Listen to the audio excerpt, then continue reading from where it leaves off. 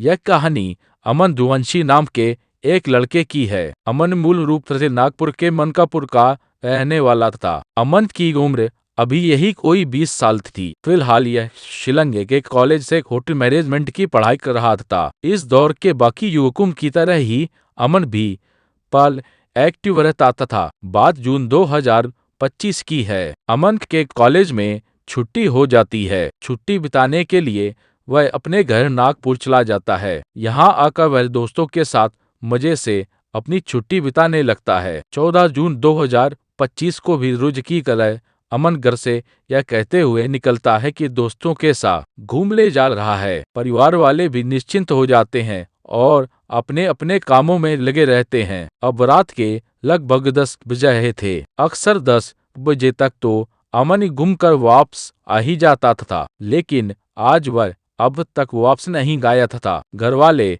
अमन की वापसी का कुछ देर और इंतजार करते हैं, लेकिन वह नहीं आता है। तब परिवार वाले अमन सेल फोन पर कांटेक्ट करने की कोशिश करते हैं, लेकिन फोन अनरीचेबल बताता है। अमन से कांटेक्ट न होने पर परिवार वाले अमन के कुछ करीबी दोस्तों को फोन करके अमन के बारे में जानकारी लेते हैं, लेकिन किसी भी दोस्त के पास अमन के बारे में कोई भी जानकारी नहीं होती है। यह सुनकर परिवार वाले बहुत ज्यादा परेशान हो जाते हैं। अपने इस तरह से वह अमन की तलाश की पूरी कोशिश करते हैं, लेकिन उसका कहीं भी अता पता नहीं चलता है। अब तक सुबह हो चुकी थी। परिवार वाले बहुत ज्यादा परेशान थे। इंतजार करते हुए 14 घंटे से ज्यादा बीत चुके थे, लेकिन अमन वापस नहीं लाया था। इसलिए अब परिवार वाले अमन को ढूंढने में पुलिस की मदद लेने का फैसला करते हैं। 15 जून 2025 को परिवार के कुछ सदस्य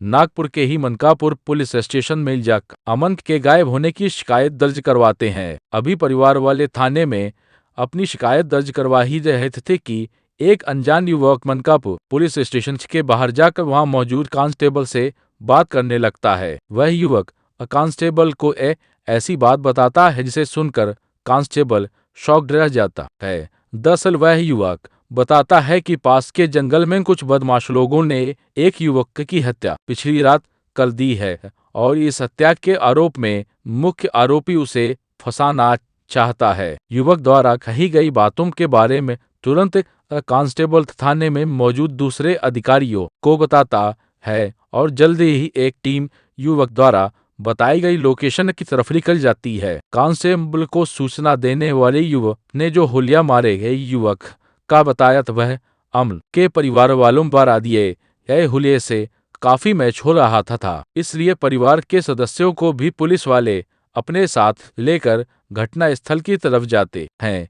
युवक ने जहां पर लाश होने की जानकारी दी थी वह जगह महाराष्ट्र के गोरेवाड़ा फॉरेस्ट के अंतर्गत आने वाले पित्सुर नाम के एक सुनसान जगह थी। जब पुलिस वाले इस लोकेशन पर पहुंचते हैं तो वहां पर सच में एक युवक की खून से लथपथ लाश पड़ी हुई थी। सबसे पहले पुलिस वाले उस लाश को अपने कब्जे में लेते हैं और फिर फॉर्मेलिटी पूरी करने के बाद अमन के परिवार को वह शव दिखाया जाता है। शव को देखते ही परिवार वाले दहाड़े मारकर रोने लगते हैं। वह शव अमन का ही था। अमन जो कल तक हंसी खुशी अपना जीवन बिता रहा था, एक पल में परिवार से हमेशा हमेशा के लिए दूर हो गया था। अब पुलिस वालों के लिए सबसे बड़ी चुनौती इस बात का पता लगाने की थी कि अमन की हालत किसने की है। इस मामले में पुलिस वालों की अगर सबसे ज्यादा कोई मदद कर सकता था तो वह युवक का जिसने पुलिस को अमन के शव के बारे में टिप दी थी। पुलिस यह जानकारी पहुंचाने वाले युवक का नाम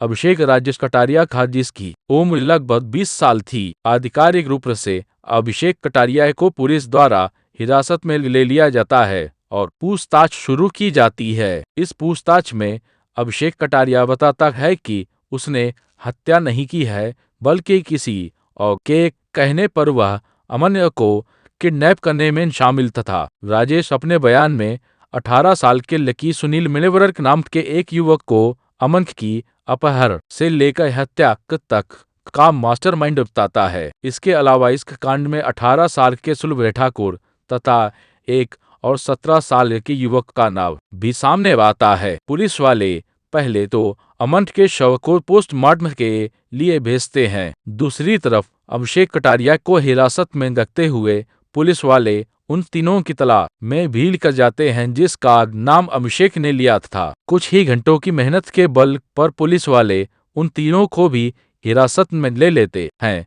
अब बारी थी इन तीनों से पूछताछ करते हुए अमन के मौत के रहस्य को सुलझाने की। पहले तो सभी अमन को जाने तक से ही मना करने लगते हैं, लेकिन पुलिस वालों की सख्ती के आगे उन लोगों की चालाकी नहीं चल पाती है और फिर एक ऐसा खुलासा होता है जिसे सुनकर सभी शॉक्ड रह जाते हैं। आरोपियों से की पूछताछ के बाद पुलिस द्वारा दिए गए बयान के मुताबिक अमन की हत्या के पीछे का मास्टरमाइंड था कि सुनील मेंढेवर, और इस हत्या की वजह थी शक और प्यार। एक मामूली से शक की वजह से एक युवक की जान ली गई थी। दरअसल पूरा मामला यूं था कि जिस कॉलेज में अमन ध्रुवंशी पढ़ाई कर रहा था उसी कॉलेज में एक लड़की भी पढ़ाई करती थी। अमन और वह लड़की एक ही बैच में थे। एक बैच में होते हुए भी इन दोनों में बहुत ज्यादा गहरी दोस्ती नहीं थी, बस एक कॉलेज फ्रेंड की तरह दोनों के बीच कभी कभार हाय हेलो हो जाया करता था। वास्तव में उस लड़की का अफेयर सुनील मेंबर से था। दोनों काफी समय से रिलेशनशिप में थे।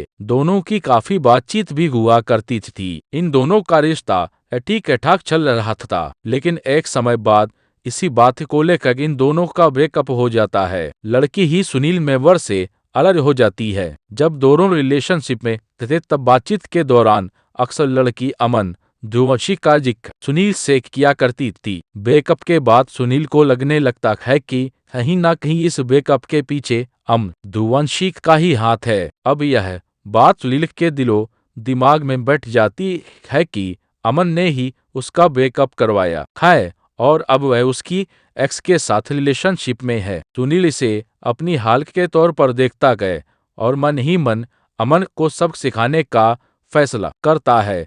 पहले तो वह अलग अलग तरीकों से अमन ध्रुवंशी को खत्म करने का प्लान बनाता है, मगर किसी भी प्लान में उसे कामयाबी नहीं मिलती है। अंत में वो का सहारा लेता है। दरअसल ये पर अपनी एक्स गर्लफ्रेंड के नाम से फेक अकाउंट बनाता है और ध्रुवंशी को फॉलो रिक्वेस्ट भेजता है। अमन समझता है कि यह रिक्वेस्ट उसकी क्लासमेट ने भेजी है, इसलिए अमन भी फॉलो बैक करता है। कुछ ही समय बाद अमन को उस लड़की की आईडी से मैसेज भी आने शुरू हो जाते हैं। अमन भी उन मैसेज का जवाब देता है और दोनों में बातचीत शुरू हो जाती है। अमन समझ रहा होता है कि वह अपनी क्लासमेट से बात कर रहा है, जबकि असल में उसकी क्लासमेट का एक बॉयफ्रेंड अमन को अपने चाल में फंसाने के लिए उसे मैसेज कर रहा था। कुछ समय तक उस आईडी से बातचीत होती रहती है और फिर 14 जून 2025 को सुनील अमन को उस आईडी से मैसेज करते हुए एक सुनसान जगह पर मिलने की ख्वाहिश जताता है। सुनील की साजिशों से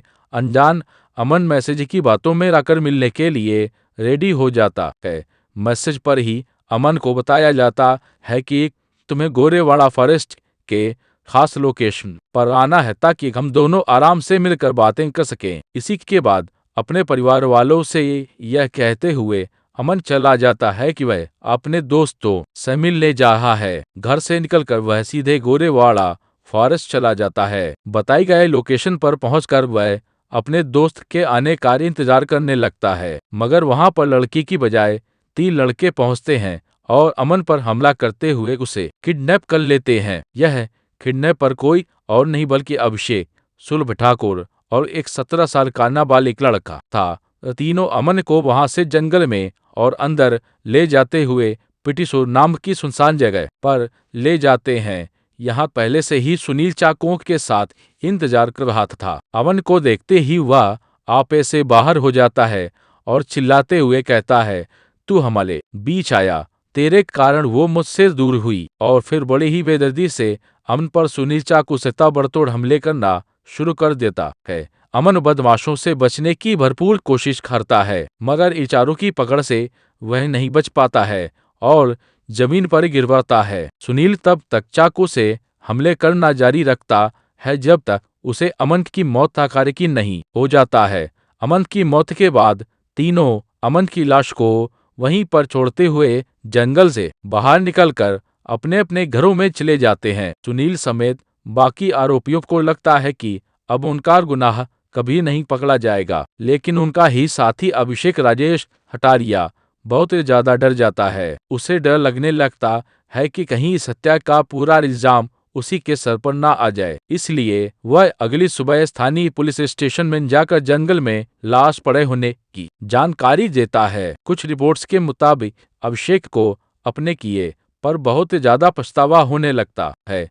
इस कारण वह पुलिस को अमन की हत्या के बारे में बता देता है। इस पूरे खुलासे के बाद सुनील मेंबर अभिषेक राजेश अटारिया सुलभ ठाकुर को गिरफ्तार करते हुए जेल भेज दिया जाता है, जबकि चौथे आरोपी 17 साल के नाबालिग लड़के को गिरफ्तार करते हुए बाल सुधार गृह में भेजा जाता है।